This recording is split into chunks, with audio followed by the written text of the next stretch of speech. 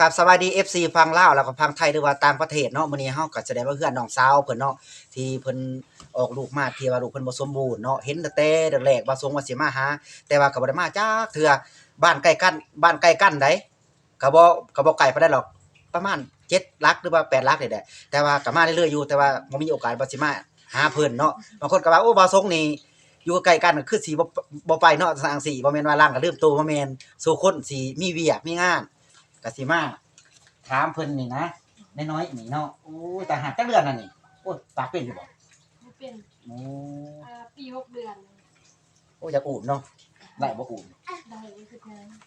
พี่น้องเนาะบ่ทรงสิอูมเนาะบ่ทรงเห็นเพิ่นออกมาตั้งแต่ช่วงออกมาแต่กำเฮือนกำนะบ่ทรงเห็นโอ้เนาะแต่สิโตนนะแต่เป็นแต่สิโตนเพิ่นน่ะนะ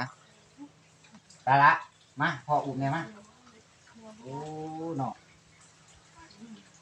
เนาะเพิ่นออกมาขาเพิ่นก็บ่มีนั่นนี่บ่บ่มีอืเนาะเป็นคนหูลูกเด้อใหญ่ขึ้นเป็นคนหูของแม่เด้อโอ้ยเป็นเสย เพิ่นมาเนาะโอ้แต่สิโตนเนาะพี่น้องถ้าไปเห็นคลิปนี้ก็ฝากกดไลค์กดแชร์แน่เนาะเพราะว่าอีตัวน้องเพิ่นอืมโดยเป็นบ่รู้เป็นแต่ตัวเนาะบ่บ่ตบมือก็เป็น บ่ทรงเป็นคนที่ว่าหนึ่งมาก็มีเมตตาก็ส่วนหลายหันบ่ทรงไปถ่ายคลิปอยู่ที่บ่อนอื่นๆที่คนที่ลำบากที่ว่าบ่ทรงหันเป็นคนที่ว่ามีเมตตานะมีเมตตาแล้วก็เห็นไผเป็นแนวนี้ก็อยากช่วยนะอยากช่วยเนาะล่ะเนาะเดือนหน้าเด้อลูกเด้อพ่อสิมาช่วยเด้อมันกินจังได๋ได้แน่นี่ นมก็กินได้กินนมเนาะบ่สงสัญญากับน้องว่าวันที่23เดือนหน้าบ่สงสิมาเนาะบ่สิมาเดือนนี้มันก็คือว่าแหละเนาะบ่อยากเว้า อ่ากินนมได้บ่ลูกโอ้เนาะเตะตูนมีไผและมีบ่เป็นกำลังได้ผู้เดียวนี่บ่อืมยิ้มเนาะเตะตูนลูกคำลูกคูดข่อยเห็นแต่ช่วงนั้นช่วงขมิ้นเจ้าจะอามิ้นขึ้นนั่นนะก็เป็นเตะตูนจะได้ขมิ้นแนวใดช่วงจะเกิดมาอะนะโอ้เขาเอาลงใน TikTok เพิ่นว่าจักอย่างยังว่าน้องจักอย่างยังคนคนนี้เพิ่นว่าคือบ่ปะบ่ตายโอ้นี่แหละเนาะบ่ทรงเห็นเราเอามิ้นขึ้นช่วงนั้นคนมิ้นหั่นนะอยากถามว่าคนมิ้นน่ะไปมิ้นแนวใดโอ้เขาก็เงิดเนาะอันนี้มันเรื่องนี้มันบ่ขึ้นกับเจ้าดอกมันบ่ขึ้นกับเจ้าดอกเจ้าสิบ่ฮู้ดอกเราหั่นเดาลูกเราเลี้ยงลูกไผก็คือเฮาก็ฮักล่ะลูกบ่ทรงเองลูกบ่ทรงก็ฮักนั่นตัวมือโอ้มีคนนึงอีกนี่อันต่างชาติคนนึงเราก็ว่าเอากันแล้วว่าเอาไม่คนทุกละวันแล้วก็กินเนาะระวังให้เอาไปค้อนทุบแล้วก็ต้มกินตายเนาะอันคนผู้นั้นเขาเอิ้นว่าจักสิมีจิตสำนึกจักสิมีหัวใจจักบ่เนาะคนที่มาหมิ่นลาเราหั่นบ่มีหัวใจเลยแล้วก็เขาเอิ้นว่าหยังเนาะเขาเอิ้นว่าหยังเนาะมนุษย์ธรรมก็ว่าได้เนาะเขาเอิ้นมนุษย์ธรรมทางลาวเฮาเอิ้นมนุษย์ธรรมมนุษย์บ่มีใจเมตตาเห็นคนเป็นอันนี้แฮงมาเหยียบย่ำแทนที่ว่าเฮาสิมีใจใส่ศรัทธาใจเมตตาว่าอีต้นก็ยังดีนะคนนั้นแม่นมนุษย์ธรรมที่มาหมิ่นเราแล้วก็หลายคนเติบมาหมิ่นแม่นหลายคนที่มาหมิ่นบ่ได้ขึ้นเห็นแล้วก็คือบางคนแล้วก็เห็นคอมเมนต์มาแล้วก็บ่ปากจักเดือนอันนี้ปี6เดือนปี6เดือนพี่น้องเนาะปี6เดือนหรือว่าถ้าผู้ใดเห็นคลิปนี้หรือว่าไผอยากซอยน้องก็ทักมาหาบ่าวสงก็ได้บ่เป็นหยังบ้านบ่าวสงก็ใกล้กับเราบ่าวสงอยู่ประมาณ4หลักเนาะ5หลักเนาะบ้านใกล้ๆกันก็มีอาจารย์นะมีหลายคนมาสิมาหาเราเนาะเราอยู่บ้านน้องจั่วเด้อเราอยู่บ้านน้องจั่วใครอยากมาซอยเราอุดหนุนเราก็มาไล่ฝั่งอเมริกาก็มาไล่ก็เห็นคนซอยละหลายได้ซอยหลายบ่าวสงเองก็มื้อนี้บ่ได้เอาหยังมาวันที่23บ่าวสงสิเอานมมาให้น้องกินบ่นมกินบ่กินโดยลองโดยเบิ่งโดยเบิ่งโดยก่อนสาธุเบิ่งสาธุเป็นบ่สาธุถูกเบิ่งสาธุเนาะให้เบิ่งไกลๆกันเด้อเนาะเนาะนี่ให้เบิ่งไกลๆเนาะบ่สงเห็นแต่อันนั้นหน้าตาน้องได้แต่บ่ทันเห็นขานี่ ยังบ่ทันเห็นขาโอ้เอาขอบใจเพิ่นนี่ติลูกสาธุเพิ่นนี่ติสาธุ ก็เบิ่งลูกถูกเบิ่ง ผู้ใดมีใจเมตตาก็ทักมาหาน้องแน่ลูกแน่ลูกอยากกินนมจักก็ว่าติ บ่เป็นว่าบ่มีเพดาน อืมเอากันมากับผัวนี่จักปีล่ะ 4 ปี 4 ปีงานยิ้มอยู่ได้หันยิ้มใส่ FC เนาะ FC ฟังไทยเราฟังลาวเนาะกินนมได้กินมาเบิ่งหาเนาะพี่เบิ่งหาสิเบิ่งเอาเลยนี่เนาะโอ้ยบ่แจ้งสำนักกองเนาะเขาที่ว่าโอ้ยเขาที่ว่าแม่เพิ่นป้อนเนาะแม่เพิ่นป้อนเขาซื่อๆนี่ไหนกับนมเนาะ น้ำต้มปลา น้ำต้มกินน้ำต้มปลานี่เด้เนาะพี่น้องเราป้อนลูกเราเนาะก็ธรรมชาติเนาะอยู่ได้ก็มีความสุขคนเฮาบ่ต้องการหยังหลายพี่น้องซ้ำเฮามีความสุขกับครอบครัวนี่ก็อยู่ได้แหละบ่ต้องการหยังต้องการแต่ความสุขความอบอุ่นคนเฮาสิมีเงินพันล้านร้อยล้านก็ตามคันมันบ่มีความสุขก็อยู่บ่ได้คือเก่าคือบ่สงเองก็บ่แม่นสิคนร่ำคนรวยหรอกคนทุกข์แต่ว่าก็บ่ให้ทุกข์ใจคนเฮาบ่คันทุกข์ใจนี่เรียบร้อยโดดคิดว่าทุกข์ใจนี่ใบรัดเขานี่มันยุ่งบ่ต้องให้คิดหยังหลายคิดให้สบายๆนี่คือหลานน้อยนี่โดยเบิ่งเนาะสบายดีเนาะมีคนมายามน้องหลายบ่ได้สร้างซ่องบ่ซ่อง YouTube จะคือบ่สร้างสร้างโดด บ่ได้ไปหาเขาเลยเขา อ๋อเดี๋ยวประเทศให้เพิ่นยังบ่ทันได้สร้างซ่องเดี๋ยวประสงค์สิสร้างให้เนาะสร้างซ่อง YouTube คันน้องนี่ได้แสนวิวนี่คันในตี้เนาะได้แสนวิว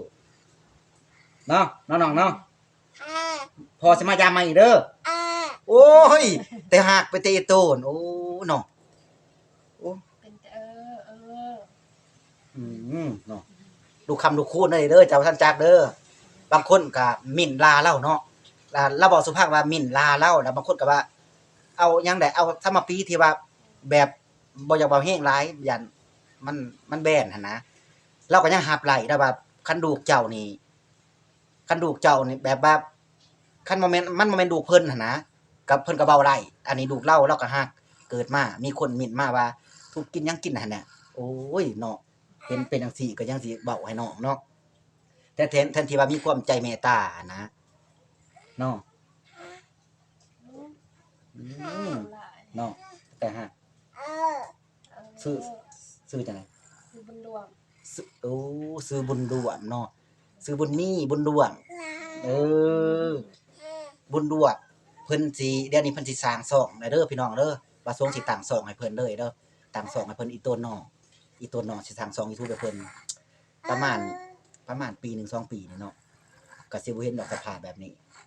ปี1 2ปีบ่เห็นสภาพแบบนี้เนาะน้องเพิ่นก็สิมีความสุขสิสร้างซ่องให้เพิ่นซ่องทาง YouTube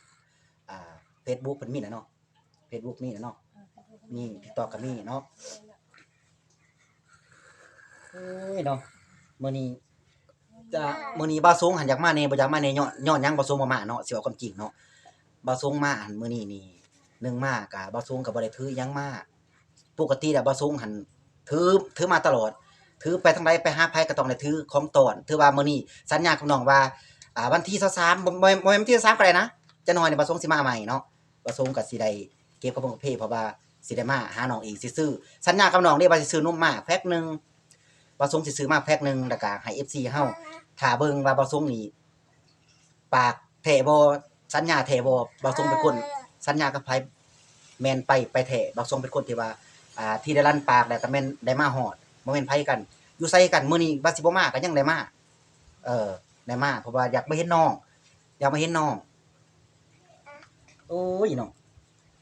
โอ้ยตบมือเบิ่งบ่ตบดอกโอ้สิบ่จับมือดอกตบมือก็เป็นเนาะให้ฮักกันแพงกันเอาไว้เด้อเนาะทุกคนเนาะอย่าสิสั่งอย่าสิเครียดให้น้องเด้อเนาะคันทุกคนมามิ้นให้น้องว่าจังซั่นจังซี่บ่ให้มิ้นเห็นว่าเฮามีเบิดครบ32องศาบ่ให้เป็นคนแนวนั้นให้มีใจเมตตาเนาะเพราะว่าโลกนี้มันเป็นว่าโลกที่ว่าบ่แม่นว่าบาปบ่แม่นว่าจะมีศาสนาแต่ศาสตร์หยังใดบาปก็คือศาสตร์นี้ทุกคนไปหมิ่นบางศาสตร์จังซี่เวลาเฮาหมิ่นคนเดียวเฮาน้ำใจแล้ว บัดมันเกิดกับเฮาเองนี่แหละเจ้าสิคิดว่าเฮาไปหมิ่นด่าคนนั้นเฮาไปหมิ่นด่าผู้นี้บ่เฮ็ดคือบ่สงเองเป็นคนที่ว่าไปหมิ่นบ่เคยไปหมิ่นผู้นั้นผู้นี้นะบ่เคยมีแต่ว่าให้กำลังใจเขาสู้ๆเนาะบุญหยังบุญดวงบ่ เลย โอ้ยเนาะแต่ไอ้ตูนเนาะอันนี้บ่ทรงเป็นคนที่ว่าบ่เมาเหล้าได้คันเมาเหล้าให้แล้ว เอออันนี้ลูกสาวบ่ ล้าน จะมีลูกผู้เดียวนี่บ่ แม่นเนี่ย อืม ของเอื้อย ฮักพ่ออยู่บ่ลูกจะฮักพ่ออยู่บ่ลูกหึโอ้โดยพ่อเนาะโดยนั่งพิธีจะเสียนจะแน่ซื้อเจ้าซื้อหลาเนาะซื้อหลาผัวได้ซื้อหยัง ไปโจง ผัวเพิ่นไปหยังกินกับพี่บ่ ไปเสียยา ไปเสียหญ้าเนาะที่ว่าเจ้าออกคนนี้ออกมาแต่ครั้งแรกนี่เจะคิดจังไดคิดแบบใด ก็ตกใจเลยนะ โอ้เราตกใจอืม พอก็ตกใจแพ้ก็ตกใจเมื่อ ตกใจเบิดบ่ แม่นและป่าไปพอแล้วก็ตกใจบ่เคยเห็น อืมเนาะ นี่ก็เป็นเต่าออกมานี่ ตะกี้ใหญ่กว่านี้เนาะ แม่น อืม นี่ได้ผ่าตัดเลยเด้แต่ว่าเอาท่อออกเลยมันก็ตึงแน่หน่อยนึงเนี่ยมันมีวันระบายน้ำออก ใหญ่ไว้ลูกเด้อใหญ่ไว้เด้อแล้วก็มีคนซอยเรือเด้ออุ้ยใจโตเนาะอู้ถ้าเด็กน้อยคนนี้ใหญ่นี่ก็บ่สงว่าเชื่อว่ามีคนซอยเรือแน่นอนซอยเรือแน่นอนเพราะว่ามันมีโครงการใดโครงการหนึงที่ว่าเขาซอยเด็กที่ว่ามันด้อยโอกาส มีคนซอยแน่นอนแล้วก็เด็กคนนี้บ่สงสาบานแบบอาจจะบ่เป็นคนที่ว่าทุกอย่างได้ลำบากบ่สงว่านี่สาบานว่าเขานี่สิเป็นคนที่ว่าอยู่ดีกินดี อืม โอ้ยน้ำลาย อืม เนาะ โอ้ยแต่อีตูนเนาะมื้อนี้ก็มีความสุขที่ได้มากอดเนาะมีหยังก็ตามที่ว่าได้มากอดน้องคนนี้ดีใจเนาะก็สิได้มาอีกพี่น้องเพราะว่าบ้านใกล้ๆกันเนาะเพราะว่าก็ว่าสิได้มาอันบ่สัญญากับน้องว่าสิซื้อนมหยังได้ก็ซอยว่ากิน ส่วนก็กินนม บ่ส่งสิซื้อนมได้ก็ซอยมาให้แพ็คหนึงเนาะแพ็คหนึงสัญญาบ่รุ่นบางเทื่อนี่ก็สิเข้าพรรษานี่บ่จักบางเทื่อสิเข้าพรรษานี่แหละสิได้มาเพราะว่ามันยังอีก6-7วันเข้าพรรษานี่แหละออกบ่โอ้ ออกพรรษาสาธุบัดนี้ติว่าให้ยอดวิวสูงๆเด้อให้ยอดวิวสูงๆแล้วก็พอสิมาใหม่เนาะทุกคนเห็นแล้วนะทุกคนก็สิฮู้ว่าผู้นี้เป็นไผเนาะเพราะว่าลังในโซเชียลลังใน TikTok ลังในเฟซเนาะกินข้าวมันกินข้าวแบบธรรมชาติเนาะโอ้บ่เห็น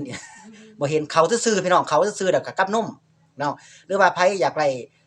เมตตาน้องอยากซื้อนมมาให้น้องก็ทักมาหาประสงค์ก็ได้ประสงค์สิเอามาให้เด้อเนาะเพราะว่าประสงค์เป็นคนที่ว่าไปเดินไซต์ซอยเรืออยู่แล้วเนาะมื้อนั้นประสงค์ก็ไปเห็นแม่ใหญ่อันนั้นเนาะอยู่ที่บ้านอันนั้นแล้วขอเขาโลนึงประสงค์ก็เอาไปให้15โลเลยประสงค์เอาไปให้15โลย้อนว่าเราบ่มีลูกมีลูกอยู่แต่ลูกบ่เบิ่งมีแต่สองเฒ่าตายายอยู่ร่วมกันก็เลยอีโตนแล้วก็สิไปหาเพิ่นอีกเนาะจักปีละจ้ะ 36 ปีอะ ยังบ่ทันเฒ่าเนาะยังบ่ทันเฒ่าได้ยังบ่ทันเฒ่าปกตินี่เฒ่ากว่านี้ได้ปกตินี่ถ้าว่ามีเงินมีคำเฒ่าเสริมสวยกว่านี้ข่อยยังว่าบ่ถึงปานนั้น อายุโอ้ซ้ำกับข่อยเพิ่นเนาะ สำคัญ ซ้ำกันอันข่อยว่ามันคิดว่าบ่แม่นอันนั้นลูกจะเนาะหลาน นานแล้วเขาเนาะไปให้แม่ได้อุ้มไปให้แม่ได้ป้อนข้าวคั่นเนาะจังเพิ่นว่าเนาะอันนี้แหละคือวิถีชีวิตครอบครัวเนาะลูกไผก็ฮักลูกเฮาก็ฮักลูกเฮาก็ฮักอย่าไปหมิ่นอย่าไปราเนาะก็มีคนมาหมิ่นมาลาเราหลายแต่ว่าเราอดได้หมิ่นมาทางที่แนวบ่ดีเกิดมามนุษย์ถ้ำเนาะพวกมนุษย์ถ้ำทั้งหลายพวกใจม่านพวกใจอำมหิตเนาะมนุษย์ถ้ำคนนั้นคือบ่มีจิตบ่มีใจแหละไปหมิ่นลาผู้นั้นหมิ่นลาผู้นี้ข้อยว่ามนุษย์ถ้ำคนนั้นได้เฮียนเนาะได้เฮียนแม่นได้เฮียนคันบ่ได้เฮียนเขียนหนังสือบ่เป็นเนาะพวกมนุษย์ถ้ำพวกมาปั่นสังคมพวกปั่นลูกปั่นจิตปั่นใจปั่นให้ทุกคนปั่นให้ครอบครัวเขาแตกแยกนี่แหละคือมนุษย์ถ้ำอย่าเฮ็ดเด็ดขาดให้มีใจเมตตาเนาะให้มีใจเมตตาทุกคนเฮาเกิดมาไผสิบ่อยากมี32องศาเนาะไผก็อยากไหลดีคือไผก็อยากเกิดมาเป็นคนรวยเบิดเนาะถ้าเกิดว่าเป็นนั่นนี่แล้วเฮาก็ต้องรักษาเอาไว้ ต้องฮักต้องถนอมเอาไว้เนาะบ่ว่าไผเนาะถ้าเจ้าได้ลูกได้ผัวได้ลูกได้เมียถ้าเจ้าได้เกิดมาเป็นแบบนี้เกิดมานี่ได้เกลียดอีหยังก็ได้จังซั่นเนาะบ่ให้เฮ็ดแต่ว่ามันเกิดมาแล้วเฮาก็ต้องรักษาเฮาก็ต้องรับเฮาก็ต้องรับเลี้ยงรับหยังคือเราว่าเนาะไผสิไปกล้าเฮ็ดแนวนั้นแล้วก็ยังบางคนเราจนตกใจเนาะเราว่าเราตกใจที่ว่าเห็นสภาพออกมาใหม่ๆไผก็ตกใจเบิดแม่นบ่ตกใจเบิดประสงค์เองก็ยังอ้าวอยู่ไสเด้อยู่ไสบ่คิดว่าสิอยู่น้องจั่วเลยก็เห็นก็พอดีก็ประมาณเห็นเพิ่นลงคลิปไปเรื่อยลงคลิปไปเรื่อยก็ลั่งเลยคลิปมันลั่งแตกลาดแตกซานแตกลาดแตกแซ่เพราะว่าก็ส่วนใหญ่คอมเมนต์มาทางอีตุนเด็กน้อยคนนี้หลายกำลังปี6เดือนเนาะปี6เดือนอืมอืมสาธุบ่สาธุเด้อติพ่อใหญ่พ่อใหญ่ก็อยู่นี่เด้อบ่เจ้าอยู่กับอยู่เฮือนนี่เด้อบ่ว่าเจ้าเป็นคนมาเป็นไผบ่ เป็นคนเป็นลูกสาวเรา โอ้แบบผู้ชายมาเป็นเคย ผู้ชายเป็นเคย คนทางใต้บ่พอคนเป็นเคยอยู่ทางใต้บ่ บ้านเมืองบ่เจียง โอ้คนเป็นเคยอยู่เมืองบ่เจียง ลูกบ่ให้ลูก คือพ่อใหญ่เพิ่นเนาะพ่อใหญ่เพิ่นที่อันลูกสาวเพิ่นยังอยู่นี่ผู้เดียวบ่โอ้ เที่ยวเพลินเลย ไปเที่ยวมา แม่เด้ไปไสแม่ เสียแล้ว โอ้แม่เสียเนาะถือว่าอยู่ร่วมกัน4คน